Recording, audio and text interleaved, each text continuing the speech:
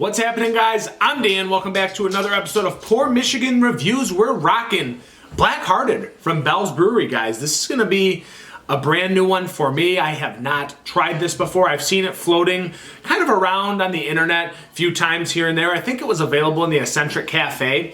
I think they did just kind of small releases of that, but I have not seen it in distribution. So, guys, along with Cold Hearted, this is part of the pack as well. It's going to be Black Hearted. You're going to get 3 of these inside of the Box of Hearts pack. So yeah, that's the only way to get this right now for $19.99 for a 12-pack. Pretty good deal since you're getting beers you don't normally get as well in that pack, guys. So yeah, I'm going to dive in. I really don't know much about this besides the Black IPA. We'll go to the back. The Black IPA holds no ire towards love lost. It thrives on it. Remember your ex, take a few sips, and then go back to enjoying your day. There's someone else's problem now anyway. So, okay, cool. They're just putting a nice little slogan on the back about breakups, guys. I get it. Black Hearted. Haha. 7% ABV, so streamlined with Cold Hearted and Two Hearted. Packaged on 12/21/21.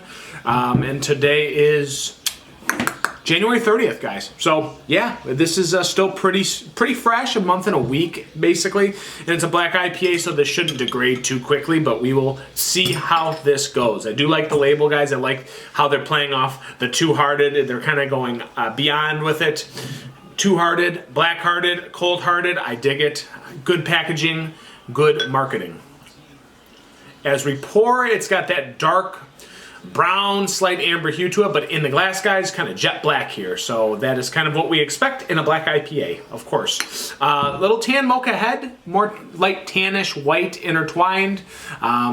Little bit of stickiness to the glass, and I'm getting like fruitiness, honestly, coming off the aroma. Maybe I'm wrong, but we won't do an aroma yet. We'll see if that was misleading. So yeah, it kind of looks like Coke in a glass, guys. That's kind of what it looks like. Nothing fancy here. A little bit of stickiness to the edges. Yeah. Black IPA. Let's see what we're working with. Aroma. So it's like a citrus, slight citrus pininess is what this is. This reminds me of like a Three Floyds beer, actually. Like a hoppy porter kind of vibe. That's kind of what it's giving me. Roasty malts in there. Definitely a little bit of that coffee side as well coming out. But yeah, there's like this, it's so slight. Like there's just like a little bit of like, maybe like grapefruit or tangerine, I'd say, hidden underneath all that malt roast. And again, you're getting like that sharp pininess on the back end with the roastiness kind of still complementing that as well. Yeah, it smells interesting, guys. It smells interesting. Let's dive in. First time having it, Black Hearted.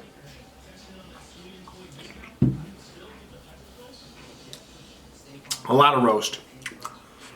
A lot of roast. It's very roasty, like very, very, very dark chocolate bitter, bone dry finish. And all the way through the palate, guys. And it lingers. It just sits there. That dryness and kind of slight smoky bitterness kind of just plays with your palate and sits there and dissipates for a very extended period of time. It's still there. I still feel it on the back end.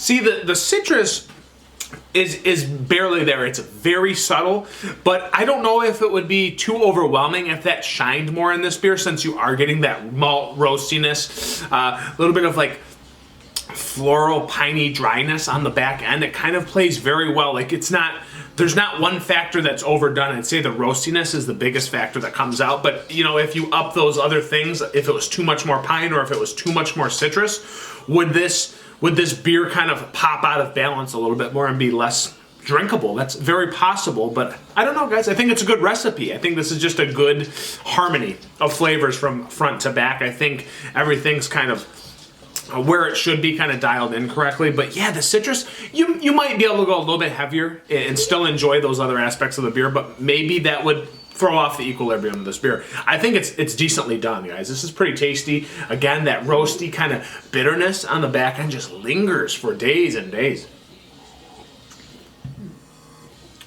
Slight medium mouthfeel. Again, more pininess, a little floral piney thing.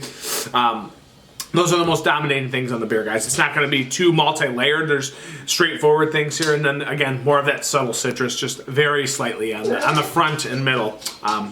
Yeah, I like this beer. I think it's good. I think it goes down really easy. It's quite smooth. Besides that kind of bitter astringentness on the back end, it still reminds you it's an IPA, but it's very, very well done, guys. Black Hearted, I dig it. I'm still getting more of the citrus. There's a little bit there. There's a little bit hanging there. Just got to search for it a little bit. It comes out. I like this beer. I'm going to do 4.19 out of 5. Like, for some reason, this is out of the ordinary, so it's something different. It's something unique that you don't see typically, and it's a nice recipe from Bell's, guys. Very drinkable. Bone dry on the back end. So, yeah, this has been the Black Hearted review, guys. I'm Dan. Thank you so much for joining me. I'll catch you on the next one. Cheers.